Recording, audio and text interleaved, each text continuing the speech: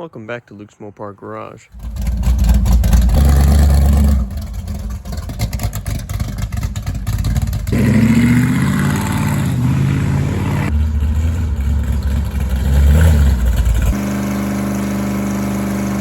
The dart runs beautifully. In today's video, I'll be showing you my 1976 Dodge Dart Sport. And yes, it is a Dodge Dart Sport. It's not a Duster.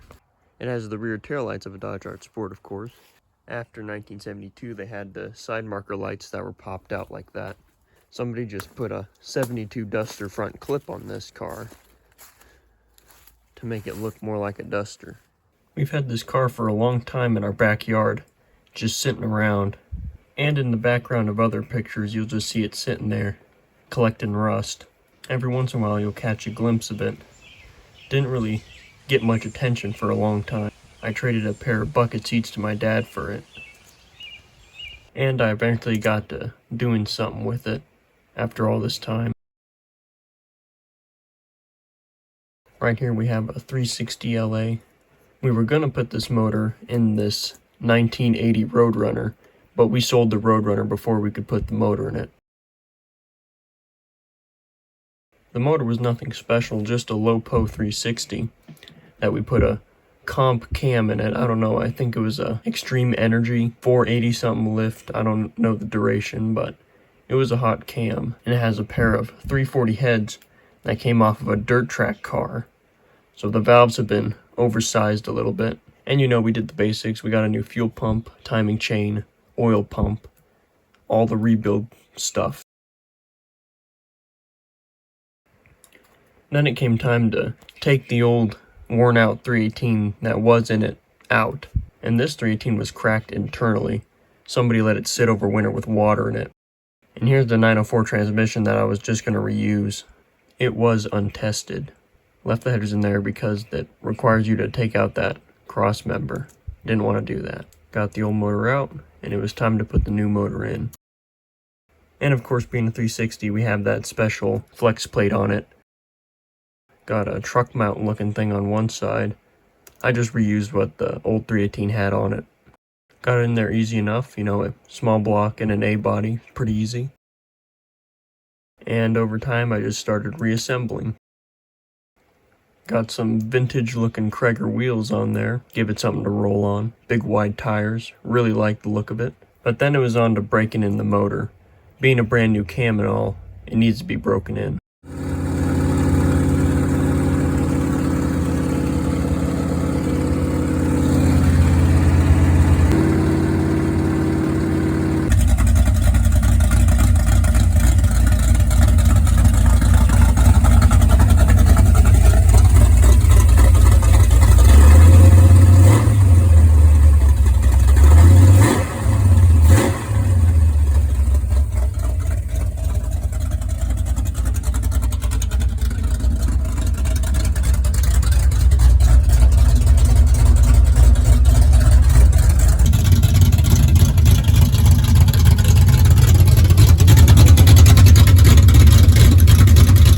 The break-in process was successful.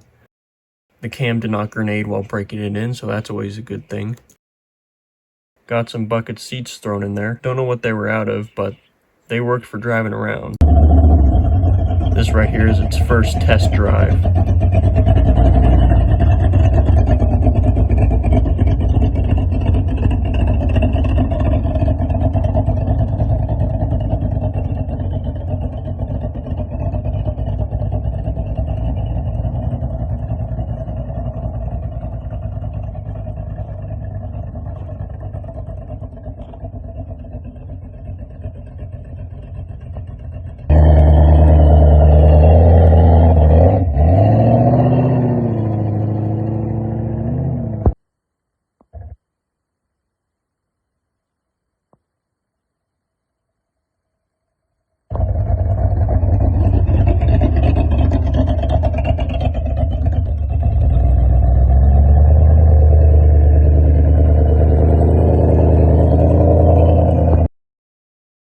So over time I did a few things, you know, I painted that red hood, I got some Gabriel hijacker shocks put on it, and I got a fuel system hooked up. And I did much more piddly things to it that I cannot recall at the moment. But that's really about it. A very simple, straightforward build.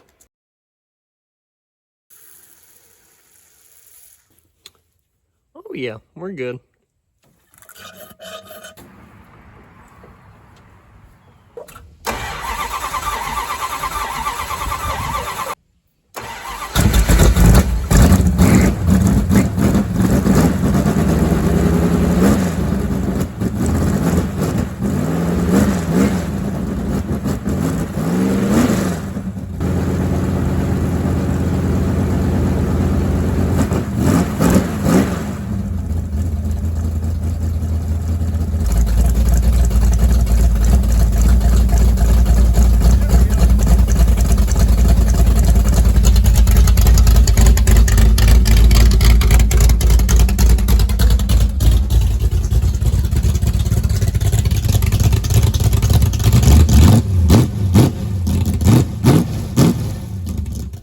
Yeah, I'm gonna be honest. I didn't really build this car to keep it, unfortunately. I have a few cars that I want to keep, you know, sentimental value. But I mostly built this car to sell it as a flipper. Yeah, look at that little body line right there. And oh no, where'd it go? Nothing but Bondo over here. I traded a pair of bucket seats out of my 68 Satellite for this car.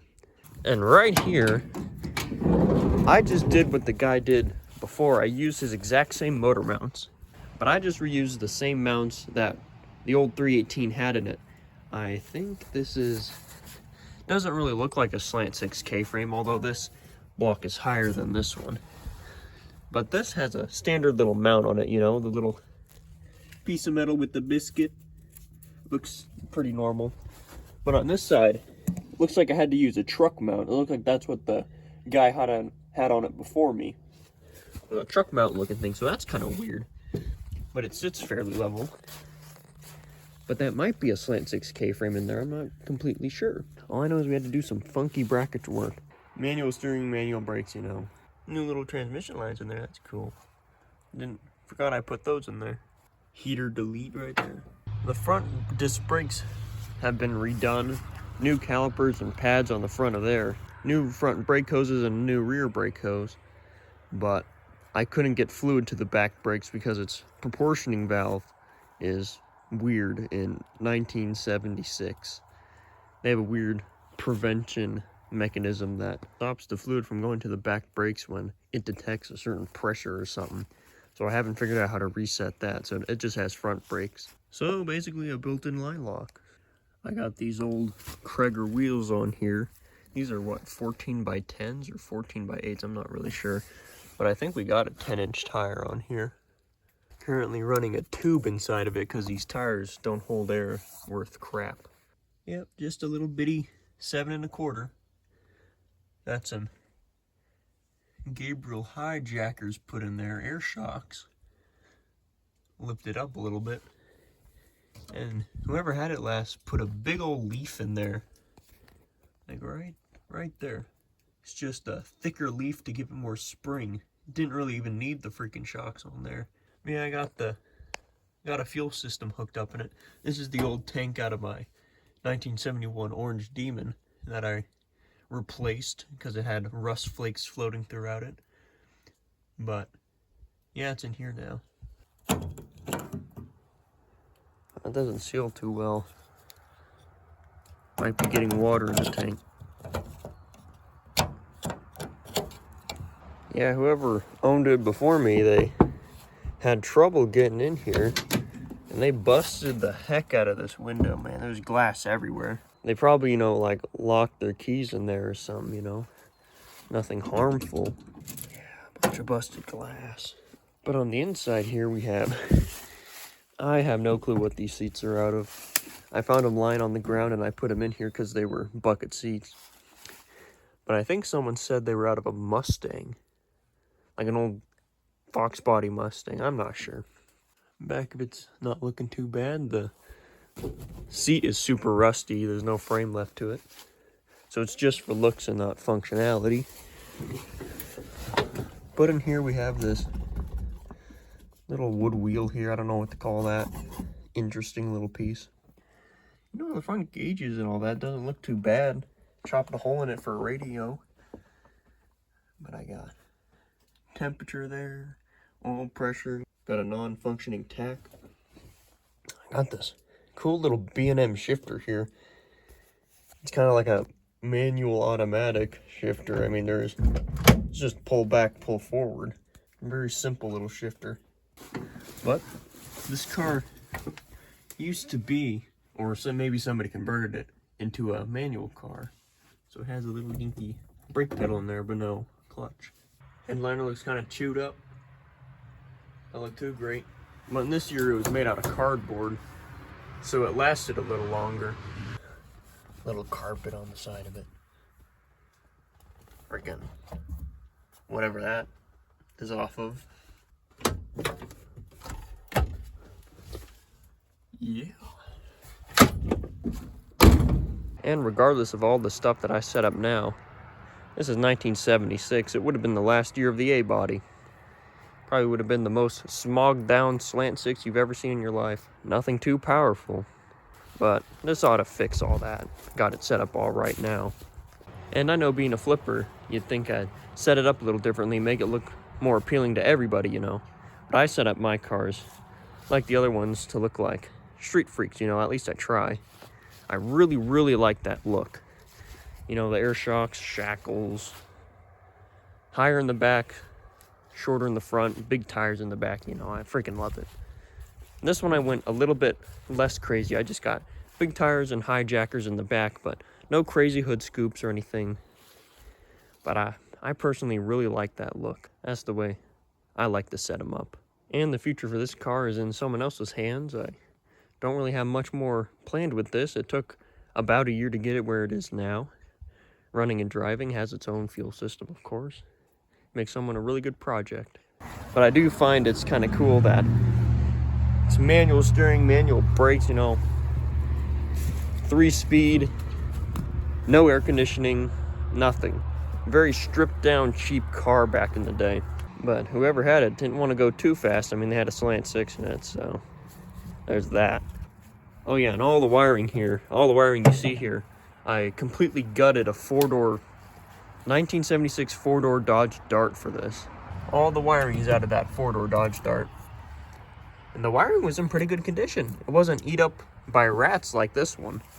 Yeah, but this is the car I took all the veins out of. Totally stripped down now. No wires whatsoever, just sitting here. Got a bucket sitting over the A-body power brake booster. Maybe it'll stop it from rusting and seizing up. Yeah, this car used to be inundated with wasps at one time. They used to live right up in there. That was fun to try to eradicate all of them in the middle of summer. I tried gassing them out with little open cans of gasoline, trying to get them all queasy. But eventually I just got 2 cans of that high pressure wasp spray and blasted them out of there. There was like 50 of them. Yeah, the carpet had a bunch of goop in it. It might have been oil. That would have been smart. But, I mean, it's solid enough. They might have covered it with tar. I don't know. It's whatever this stuff is. Right? That top layer covered over the metal. It's a weird substance. Seemed to keep the floor solid, so can't complain.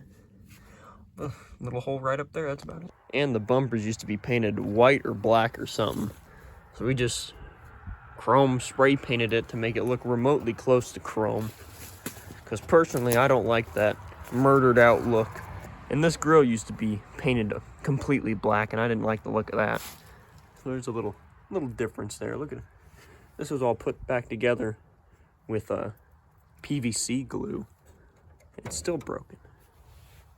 Nasty looking grill, but it works. So the pros and cons of this car. The pros is that it's a running driving vehicle. I mean, that's pretty good in itself. It has a nice thumpy cam in it, big heads, off of a 340, you know, big valves. Aluminum intake, I think it's a Torque 340 or a Torque 360, I'm not sure. Yeah, that's a Torque 340. And a 4-wheel carburetor, so that's an upgrade. But the cons are probably everything else you see here. And tires are not new. they're dry cracked and have tubes in them, I wouldn't trust them. Interior's hodgepodge back together. Not great looking. And of course I reused an untested 904 that I have no clue if it worked or not. It works now, that's what I've figured out, but whether or not it'll work in a year is another thing. And of course I used a 7 1/4 single legger. Very weak little unit.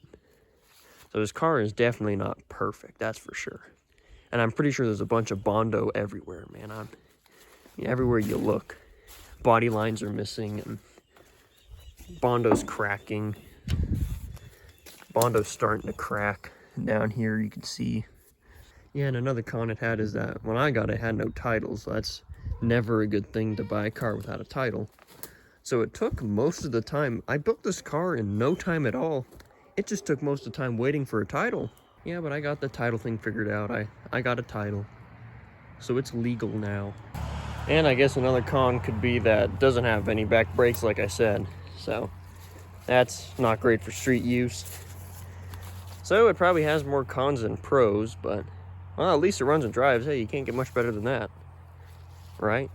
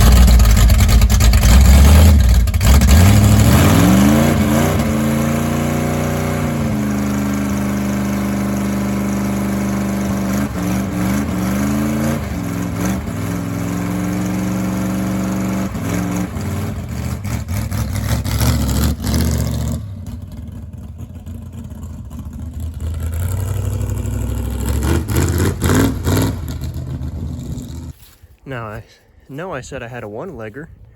Take a look at that, two little bitty black marks. The Dart runs beautifully.